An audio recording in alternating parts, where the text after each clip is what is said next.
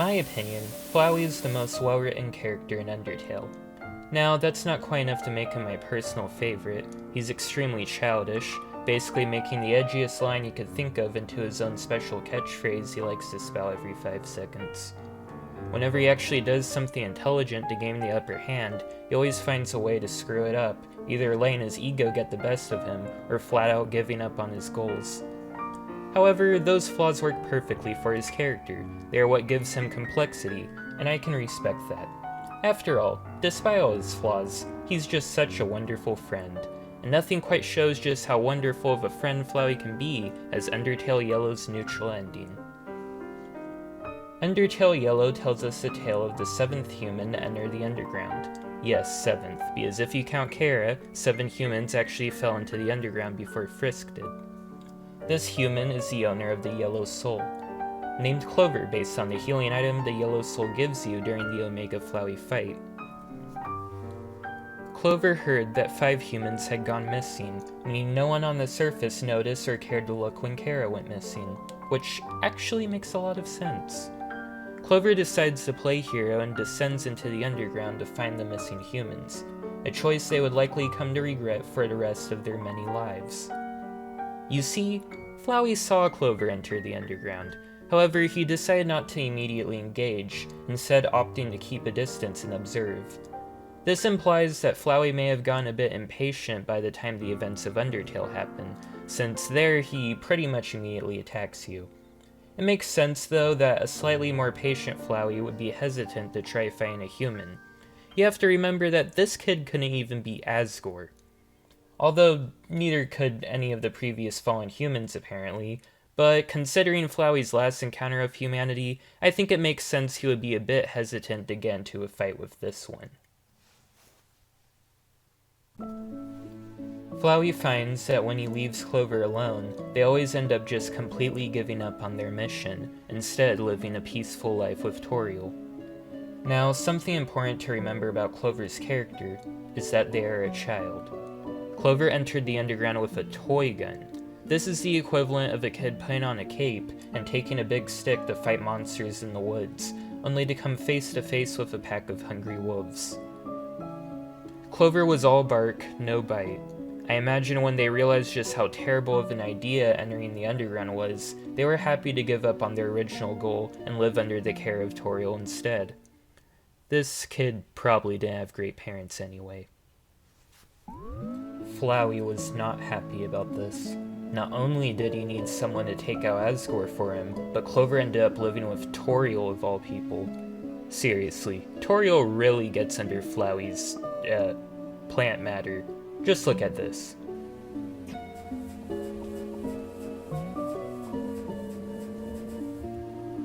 Where oh where could that child be? I've been looking all over for them. That's not true. She'll find another kid and instantly forget about you. You'll never see her again. Are you talking to yourself? Someone's certainly jealous. Whether out of necessity for his plan or out of pure spite for Toriel, most likely both if we're being honest, Flowey convinces Clover to leave the ruins. Probably by appealing to the kid's hero complex or something like that. Now, here's where it's important to remember that Clover was just playing hero. No matter how many times Flowey tried, Clover never actually made it to Asgore. They were dying left and right, and Clover wasn't even just dying in boss fights. This kid was dying to Ice Hat. Ice Hat killed them. We don't actually know who killed Clover here, but it was probably still a random encounter in Snowdin, which is just pathetic nonetheless. I mean, they even died to lasers in Hotland. I don't think I've ever seen someone die to lasers in Hotland. I wouldn't be surprised if in one run Clover just tripped on a Vulcan and fell straight into the fiery pits below. Clover was kinda a joke, to be honest. It's no wonder Flowey got along with them so well. Sorry, I couldn't resist making that dig at Flowey. He literally had infinite tries and he couldn't even beat Asgore once. He's just so pathetic. Anyways, enough bullying children. We need to get back to the topic of Flowey ruining this kid's life by forcing them to repeat their final moments over and over and over again. So, something else I think is important to clarify about Clover is that they don't seem to remember resets. I think they at least have enough determination that if they die and Flowey does a basic reload, they remember. But an actual true reset back to the very beginning of the run is too much for them to remember. This is actually somewhat similar to Flowey in the original Undertale. When you do a regular reset, he's able to remember everything, but at the end of a true pacifist or genocide run, when you do a true reset, even his memories aren't safe. This puts Clover in a very unique position that hasn't been explored all that much within the Undertale universe. All humans have a large amount of determination, and Clover is no exception. However, they do not possess more determination than Flowey. To a certain degree, Undertale Yellow is playing the player in the role that Flowey had in Undertale. Kinda. There's actually another character that I think better shows the role Clover really plays in this story, but I'll talk about that towards the end of this video. Anyways, even though Clover doesn't completely remember resets, that doesn't mean Clover is completely unaffected by them. Even regular monsters in Undertale experience feelings of deja vu when you do a regular reset, and Clover is a human with determination. Flowey even says that I notice every run Clover would make slightly different decisions. Clover is not quite as aware as Flowey was in Undertale, however it seems like they are more subconsciously aware than most of the other characters. Flowey goes into even more detail about this if you do a second neutral run.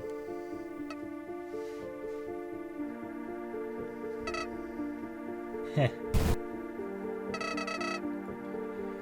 Here we are again. Wasn't as terrifying or flashy as it was the first time, huh? Cut me some slack, my imagination is only so vast. Forget it, might as well be talking to a wall. You don't retain your memory after resets. That's why I have to explain the same things every time. Place the same save points, make the same comments.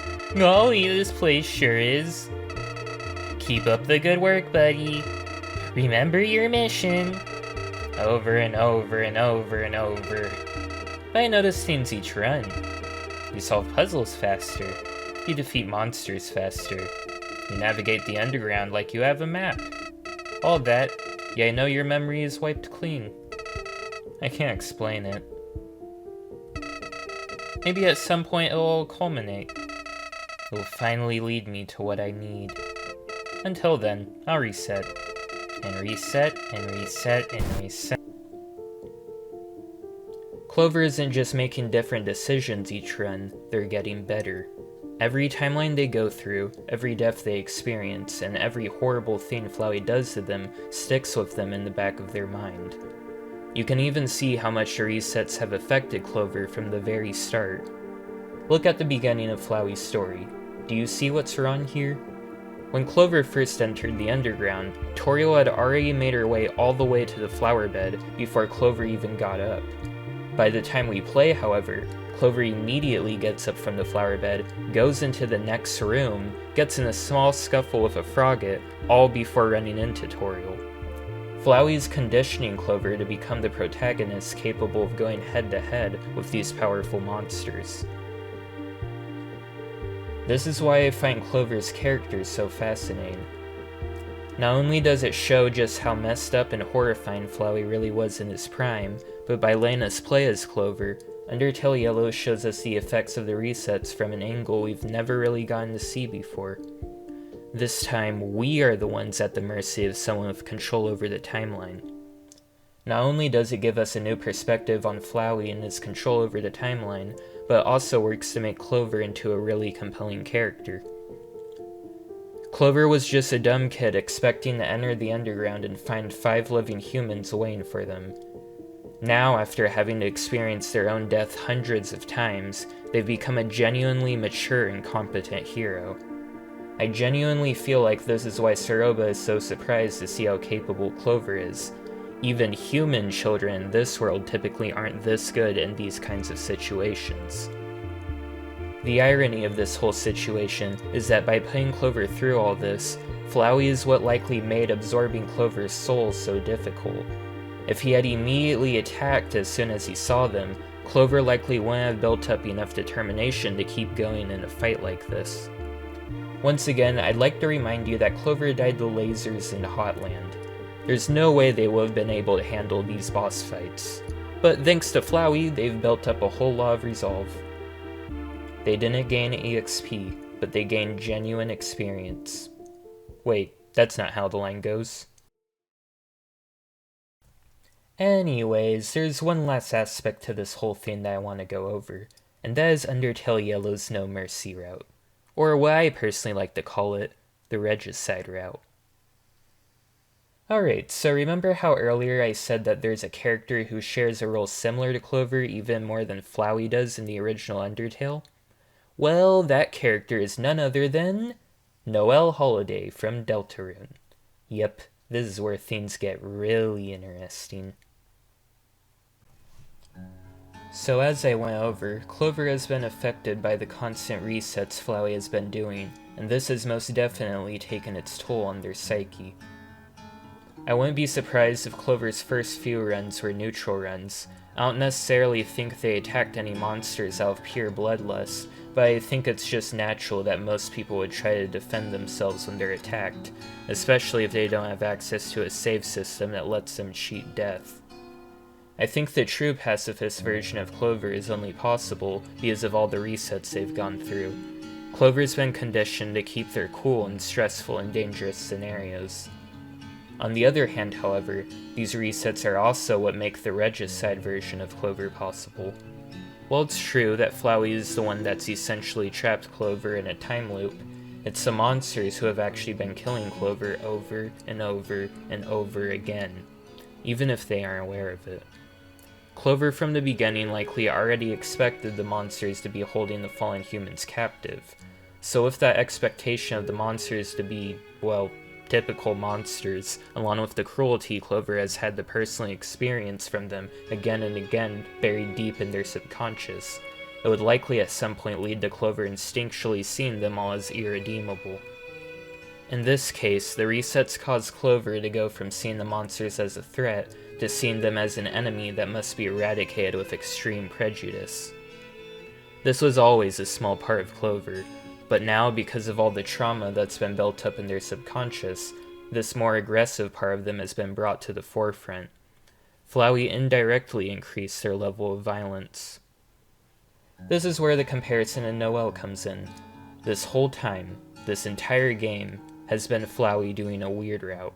He's manipulating Clover just like Noelle to make them stronger and get them to do what he wants.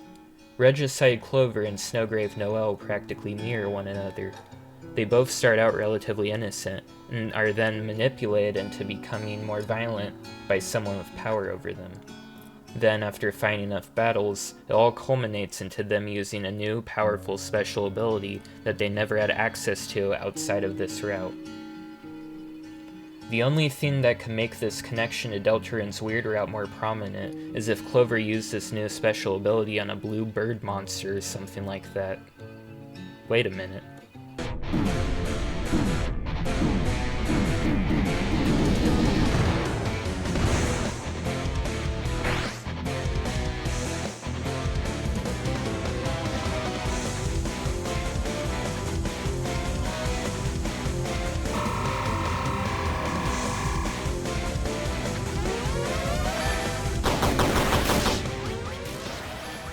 How does this happen? By the way, this whole video is just a more detailed version of a YouTube comment that I left on one of Andrew Cunningham's streams. So, the point I'm trying to get across here is that Flowey doesn't just show up and try to manipulate Clover. Flowey created Clover. Undertale Yellow is just Flowey's weird route. Flowey created Undertale Yellow. The Clover we get here is a byproduct of Flowey's experimentation with the timeline. That is what Clover really is.